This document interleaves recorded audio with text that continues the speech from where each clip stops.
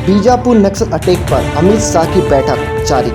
DG, SP और IG के साथ हो रही है बड़ी बैठक। सीएम भूपेश बघेल भी मौजूद। आखिर ये नक्सली हैं कौन? कौन समाज के सबसे शांत और शहरों से दूर रहने वाले, खेती कर अपना जीवन यापन करने वाले लोग जो अपने पूर्वजों द्वारा दी हुई धरोहर जल, जंगल, जमीन को बेचने के लिए नक्सली बनने के लिए मजबूर कर हथियार बंद हैं। छत्तीसगढ़ से आ रही है बड़ी खबर।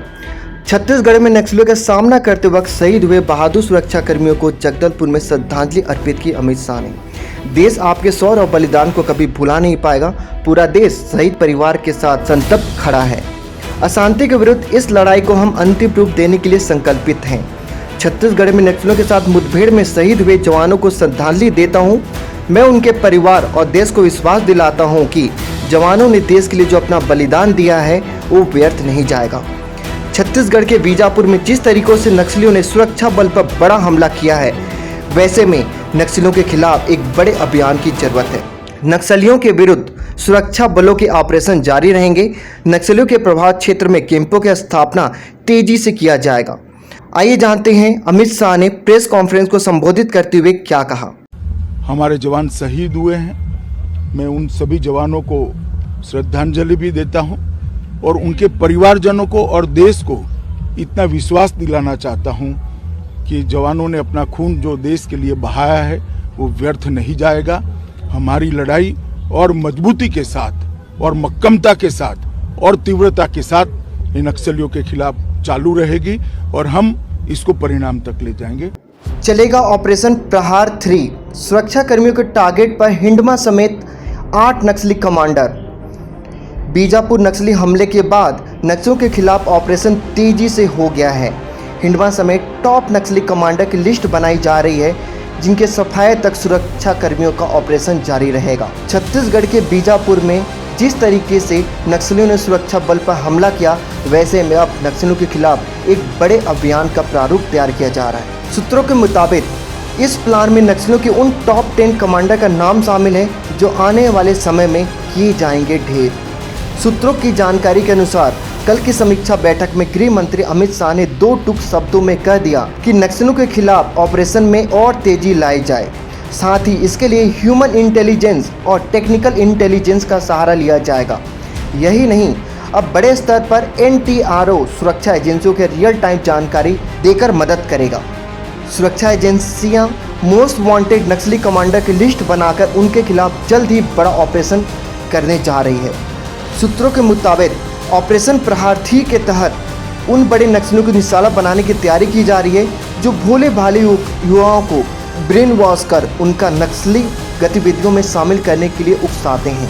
सुरक्षा बलों ने नक्सलियों के टॉप 10 कमांडर की लिस्ट बनाई है। उसमें PLGA 1 का सबसे बड़ा कमांडर हिंडमा शामिल है, जिसके बारे में सुरक्षा बलों को हाल ही में पता चला है कि वो सुकमा के जंगलों में छिपकर सुरक्षा बलों को निशाना बना सकता है।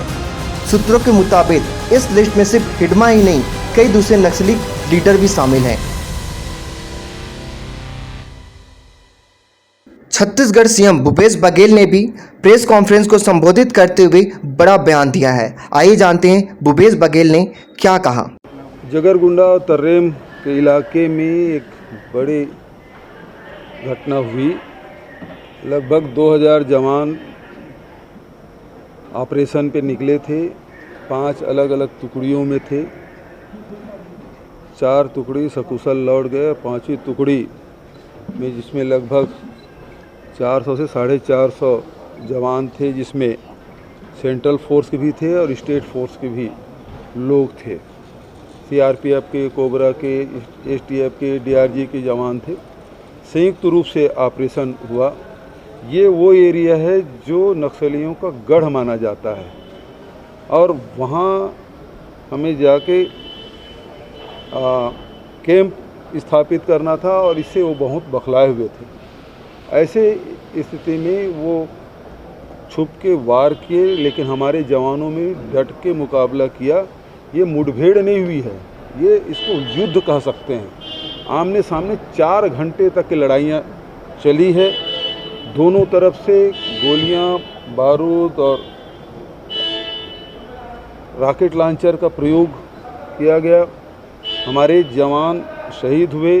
लेकिन कोऑर्डिनेशन इतना तगड़ा था कि उनको जो जवान शहीद हुए उसको भी ले आए, उसके हथियार भी लाए, जो घायल है उसको भी लाए।